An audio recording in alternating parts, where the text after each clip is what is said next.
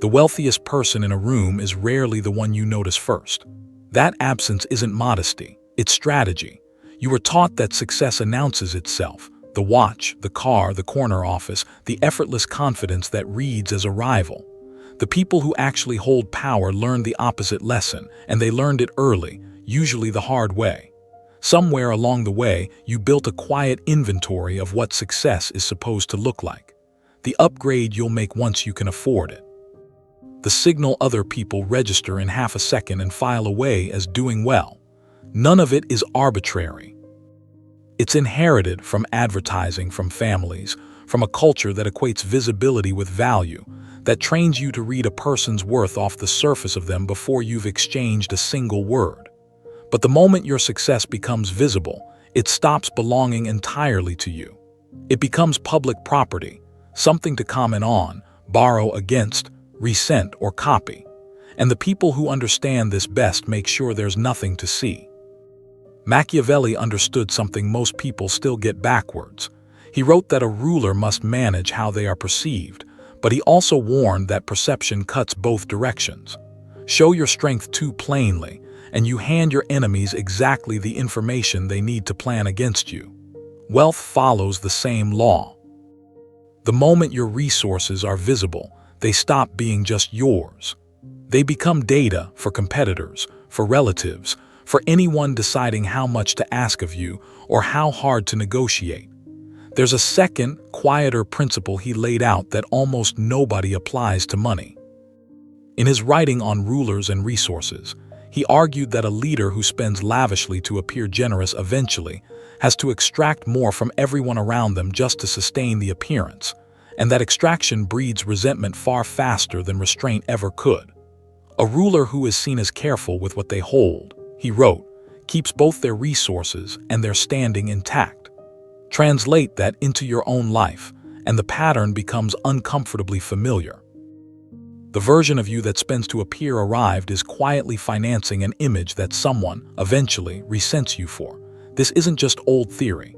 Behavioral researchers studying sudden wealth lottery winners, professional athletes, newly promoted executives have documented the same pattern for decades. The more visible the financial gain, the faster it erodes. Not through bad luck, through the social pressure that visibility itself manufactures. Requests increase. Comparisons increase. Negotiating leverage quietly disappears because everyone recalibrates what they assume you can afford. Nobody names this shift while it's happening. Almost everyone feels it in hindsight, once the money has already thinned. Studies tracking lottery winners over time keep circling back to the same uncomfortable finding. The size of the payout rarely predicts the long-term outcome. What predicts it is how visibly the winner behaved in the first year or two. Visibility, not the money itself, turned out to be the real variable. The first pattern worth naming is the broadcast reflex, the instinct to let people know when something good has happened to you. It feels like celebration. It's actually exposure. Every signal you send updates everyone's model of what you're capable of giving, lending, or losing. The hidden cost isn't embarrassment. It's leverage, handed away for free, one photo, one comment, one offhand mention at a time. The wealthy don't suppress success out of humility. They understand that unshared information is the only kind that still belongs entirely to them. The shift isn't learning to hide. It's learning to ask, before you speak, exactly who benefits from knowing this, and whether that person is you. The second pattern is the comparison trap. Visible success doesn't just inform people. It reorganizes how they see themselves next to you silently, without either of you agreeing to it. And that reorganization carries a cost you rarely see coming until it's already done its damage. Distance. Friends recalibrate. Family recalibrates. Every relationship quietly adjusts its footing to account for the gap you didn't mean to create. The wealthy contrast here isn't coldness, it's containment. They keep the emotional temperature of their relationship stable by keeping the scoreboard invisible. Real security was never supposed to be witnessed by an audience. It was supposed to be felt, privately, without needing confirmation. The third pattern lives inside your spending, not your bank statement performance cost. Every dollar spent to look successful is a dollar redirected from the work of becoming successful.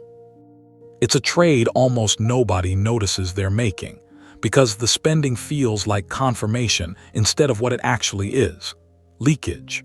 The wealthy separate these two categories with near-surgical discipline: what builds power and what merely displays it for an audience that was never going to help them anyway. If you have to spend to prove it, you haven't actually built it yet. That sentence should sting a little. It's meant to. Now sit with something uncomfortable, because this is the part most people skip past too quickly.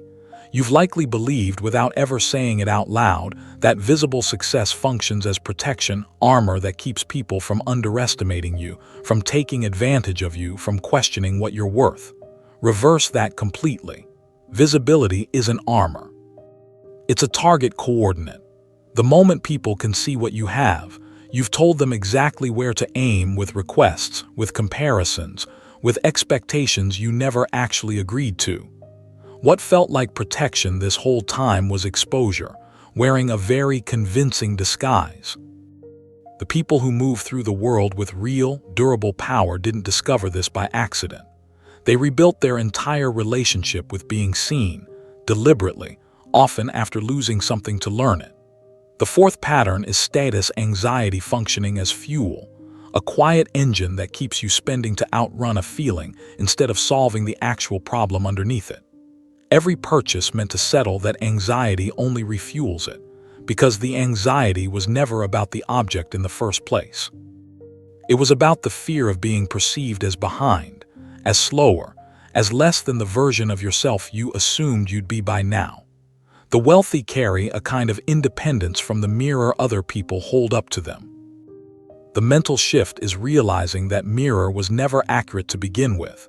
It was built and held up by people who are just as anxious, reflecting a standard nobody actually meets.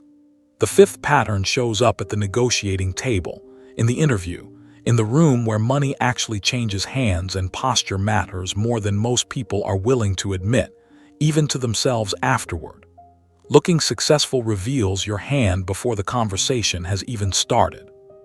The person who appears comfortable, adequate, faintly unremarkable, keeps every option open. The person who visibly has it all figured out gets priced accordingly, and rarely in their own favor.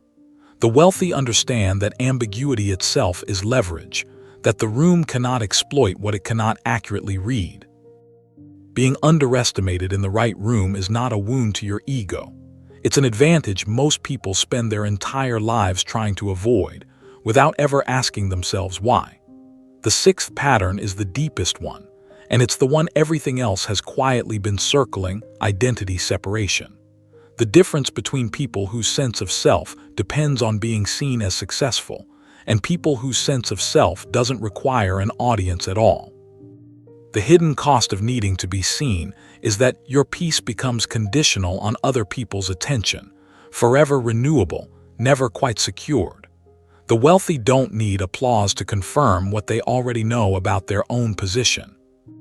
The need to be recognized is the very thing keeping you exposed, keeping you spending, keeping you comparing, long after the actual financial goal has already been reached. This is where most people stop paying attention, because it stops being about money and starts being about who you are without an audience watching. That question doesn't resolve quickly.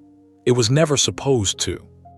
So decide, right now, which version of yourself you've been financing: the one performing wealth for a room that forgets you by morning, or the one quietly building something that room will eventually have no choice but to reckon with. You already know which one is winning. You've known for a while, if you're honest with yourself, long before this moment. The only real question left is whether you'll admit it before your next purchase, or explain it away again after, the way you've explained it away every time before. You don't need the room to notice you anymore. You don't need it to clap, to comment, to confirm anything at all.